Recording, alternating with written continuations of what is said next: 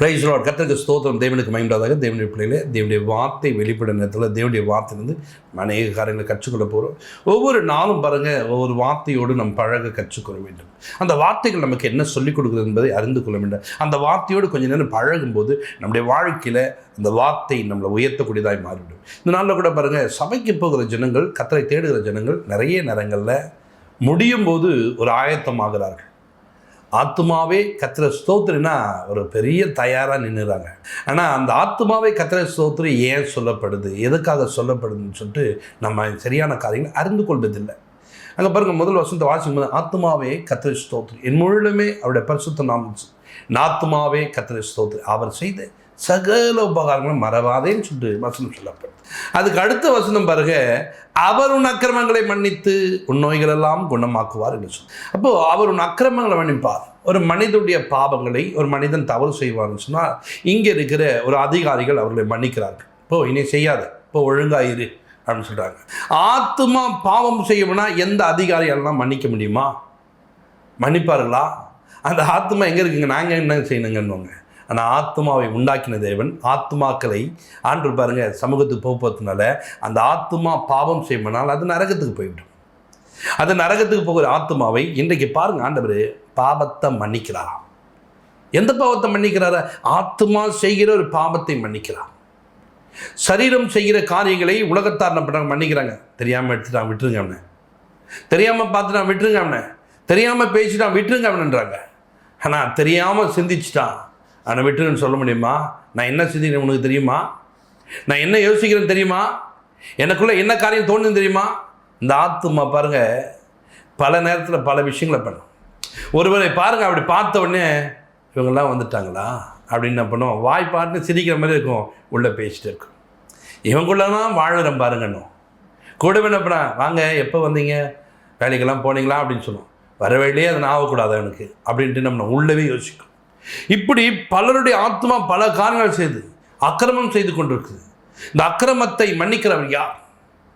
இந்த ஆண்டவர். எப்படி மன்னிப்பாரு? அதுக்கு தான் இந்த ஆத்மா என்ன பண்ண, கர்த்தரை ஸ்தோத்திரிக்க கற்றுக்கொள்ள வேண்டும். இந்த ஆத்மா கர்த்தரை மகிமைப்படுத்த கற்றுக்கொள்ள வேண்டும். இந்த ஆத்மா கர்த்தரோடு உறவு கொள்ள வேண்டும். அப்படி உறவு கொள்ளும் போது தான் அவரின் அக்கிரமங்களை மன்னித்து. இந்த ஆத்மாவுக்கு ஒரு நோய் வந்துடும். இந்த இருதயம் பலவீனப்பட்டுச்சுன்னா அவரால் எதுவும் செய்ய முடியாது. இந்த ஆத்மா சோர்ந்து போகும்னா எந்த காரியம் செய்ய, ஆளெல்லாம் பார்க்குற நல்லா வாட்டு சாட்டமாக இருப்பாங்க, ஆளெல்லாம் பாருங்க நல்ல ஜிம்முக்கு போயிட்டு வந்திருப்பாங்க, சோர்வு அடையும் ஆனால் அப்படியே அமர்ந்துருவாங்க, எதையும் செய்ய முடியாதவளாய் மாறுவாங்க. காரணம் என்ன தெரியுமா? இந்த ஆத்மா சோர்வடைந்து நோய் கொண்டதாய் மாறும். இன்றைக்கி நிறைய பேர் பாருங்க, ஆளெல்லாம் நல்லா தாங்க இருக்கேன், எந்த வேலையும் செய்ய முடியாதுங்க, எங்கேயும் போக முடியாதுங்க, முன்னப்போல எதுவுமே செய்ய முடியலங்க, என்னங்க பேச்சு கூட அப்படி மாறிடுச்சு.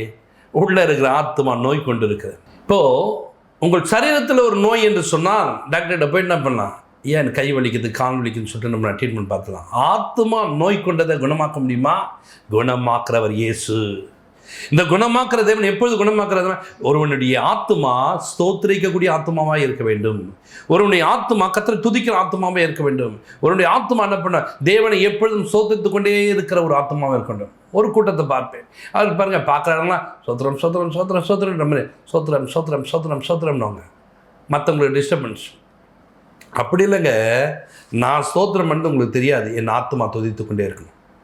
என் ஆத்மா கர்த்தரை மகிமைப்பட்டுக்கணும். ஒரு வேலை செய்யணும், சோத்திரம் பண்ணினே இருக்கணும். கவனிங்க, ஒரு காரியங்களை பார்க்கணும், சோத்திரம் பண்ணிக்கொண்டே இருக்கணும். ஒரு வேலை செய்யும் போது சோத்திரம் பண்ணணும். இப்படி நீங்கள் செய்ய செய்ய செய்ய இந்த ஆத்மா ட்ரைனிங் எடுக்குமானா இந்த ஆத்மாவுடைய அக்கிரமத்தை அவர் மன்னிப்பார். இந்த ஆத்மாவுடைய நோயை குணமாக்குவார். இந்த ஆத்மாவுக்கு நல்ல சுக பலனை தேவன் கட்டளையிட வல்லவராக இருக்கார். இன்றைக்கும் கர்த்தருடைய பிள்ளைகளே, உங்கள் ஆத்மா இதிலிருந்து விடுதலை ஆக்கப்பட வேண்டும். என்ன பண்ணணும்? ஒவ்வொரு நேரமும் ஸ்தோத்திரம் பண்ண கற்றுக்கொண்டாங்க. ஒரு வசனம் எடுத்து வாசிப்போம். எசேக்கியேல் 18:20 வாசிங்க. பாவம் செய்கிற ஆத்மாவே சாகும், குமாரன் தகப்பனுடைய அக்கிரமத்தை சுமப்பதும் இல்லை, தகப்பன் குமாரனுடைய அக்கிரமத்தை சுமப்பதும் இல்லை, நீதிமானுடைய நீதி அவன் மேல்தான் இருக்கும், துன்மார்க்கனுடைய துன்மார்க்கமும் அவன் மேல்தான் இருக்கும். நல்லா கவனிங்க, இந்த வசனம் சொல்லிட்டு பாருங்க, பாவம் செய்கிற ஆத்மாவே சாகும். இப்போ நான் பாவம் செஞ்சுருக்கேன், என் ஆத்மா இன்னைக்கு என்ன பண்ணுது, தவறு பண்ணுங்க. இப்போ உலகத்தார் பாருங்க, ஒரு பையன் தவறு பண்ணுமான்னு என்று சொன்னால் அந்த பையன் கிடைக்காத போது அவங்க அப்பா பிடிச்சி எடுத்து போய் ஜெயிலில் வச்சுருவாங்க. உங்கள் அப்பா கூப்பிட்டு போவேன், இல்லைங்க அவன் பண்ணதுக்கு எங்கே இவனை கூப்பிட்டு போகிறீங்க, ஏங்க இவனை கூப்பிட்டு போனால் தாங்க அவன் வருவானுவாங்க. அவர் கிடைக்கலனா இவர் தான் ஒரு கடன் வாங்கட்டும், நீ தான் கடனை கட்டணும்னுவாங்க. அப்போது அப்பா பண்ணுற ஒரு விஷயத்துக்கு பிள்ளை என்ன பண்ணணும், அனுபவிக்கணும். பிள்ளை பண்ணுற விஷயத்துக்கு அப்பா அனுபவிக்கணும். ஆனால் இங்கே அப்படி கிடையாதுங்க. ஆத்துமாவுடைய காரியங்கள் மாத்திரம் யார் ஒருவன் தவறு பண்ணுகிறானோ அவன் மாத்திரமே தண்டனை அனுபவிப்பான். யார் ஒருத்தன் பிரச்சனை கொள்ளனோ அந்த பிரச்சனையை அவன் மட்டுமே அறிந்து கொள்வான். அப்போ தேவ பிள்ளைகளே, இங்கே நீதிமானுடைய நீதி அவன் மேலே தான் இருக்கும், துன்மார்க்கன் மேலே தான் இருக்கும். இங்கே யாருமே சாட்டி விட முடியாது. எனக்காக நீங்கள் கொஞ்சம், இப்போ எனக்காக என் மனைவி கொஞ்ச நேரம் தண்டனை அனுபவின்னு சொல்ல முடியுமா?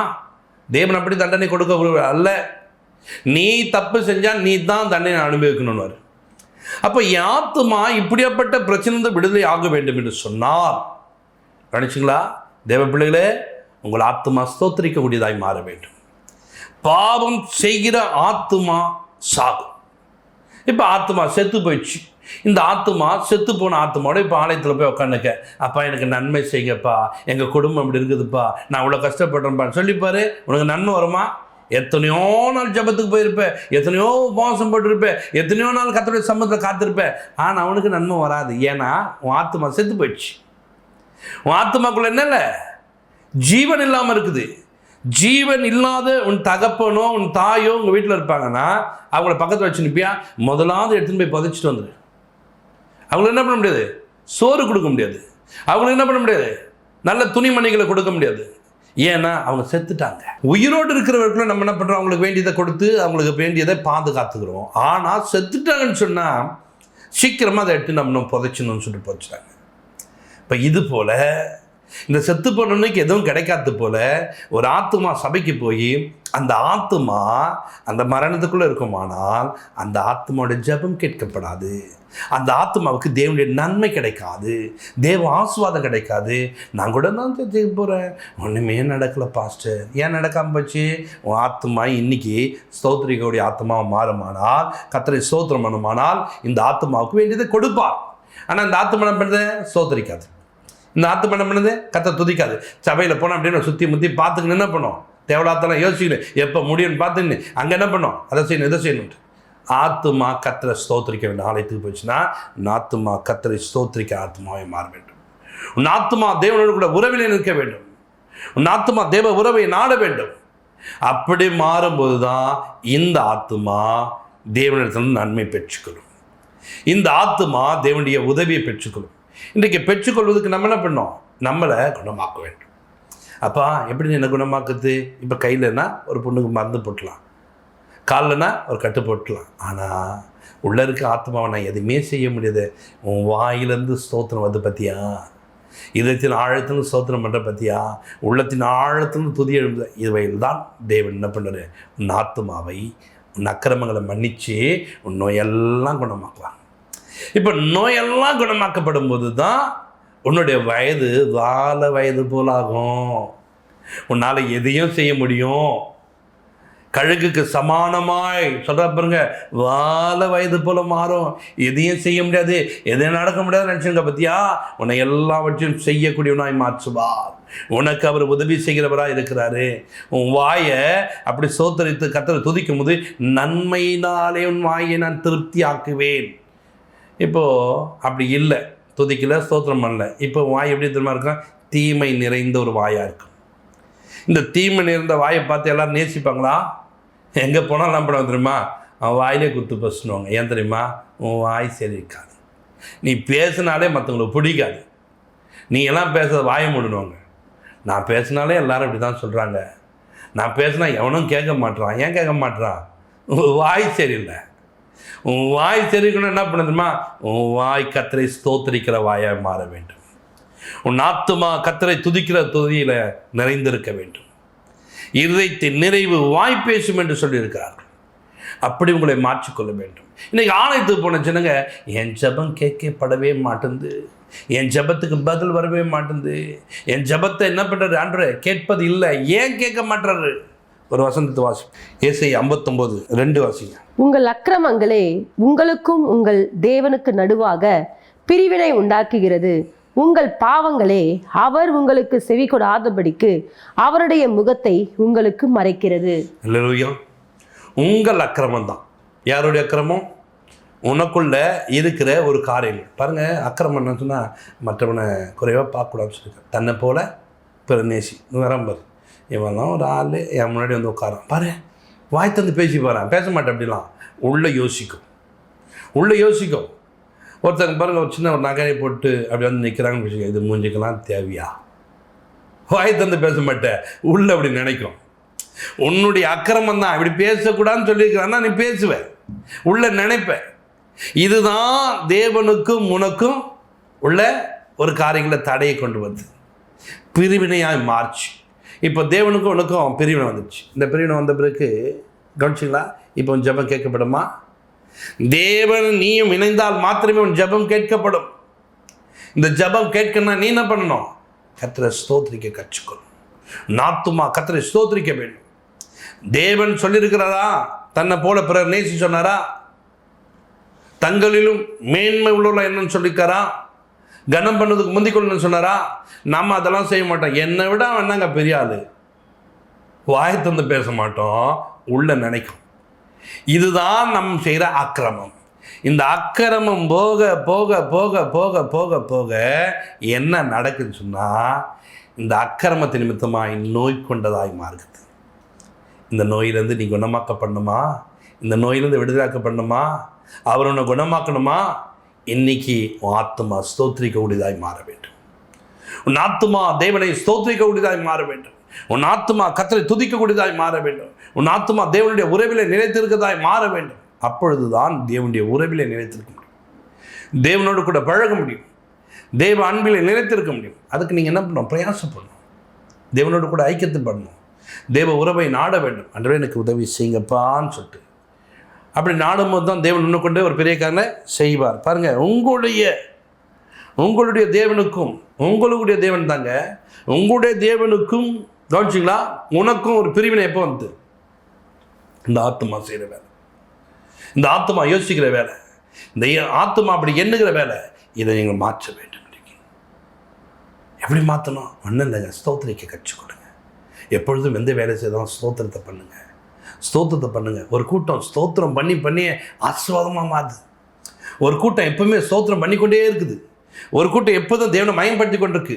எதை செய்தாலும் கர்த்தரை ஸ்தோத்திரம் பண்ணுவோன்னு சொல்லிட்டு ஸ்தோத்திரம் பண்ணிக்குது.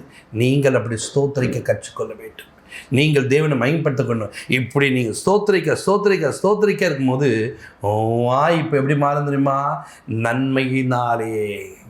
அந்த வாய் என்ன பண்ண போகிறேன்? இப்போ நன்மையினாலே திருப்தி ஆக்குவேன். நன்மையினாலே.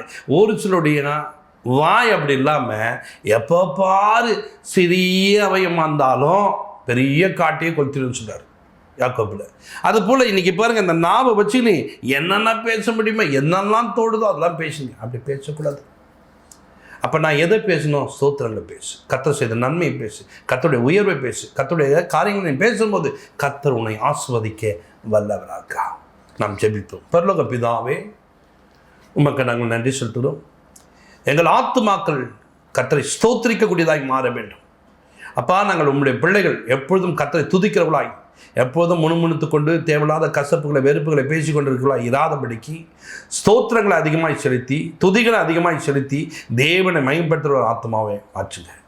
ஒவ்வொருவரே இன்றைக்கு அக்கிரமம் செய்த ஆத்மா சாகும் என்று சொன்னீங்களப்பா, அந்த அக்கிரமத்திலிருந்து மன்னிக்கப்பட, அந்த அக்கிரமத்திலிருந்து மீட்டெடுக்கப்பட கர்த்தாவே உதவி செய்யுங்க. ஆத்மாவுடைய அன்றே நோய் குணமாக்கப்படட்டும். அன்று சோர்வடைந்து எதையும் செய்ய முடியாமல் ஆத்மாவில் இப்படி பலவீனப்பட்டிருக்கேன்னு சொல்கிறார் ஒவ்வொரு கர்த்தர் இன்னைக்கு பலனாய் மாற்றும். ஆசிர்வதிங்க. பெரிய காட்சி இயேசு கிறிஸ்துவ ஜெபத்திற்கு நல்ல பிதாவே. ஆமென். God bless you.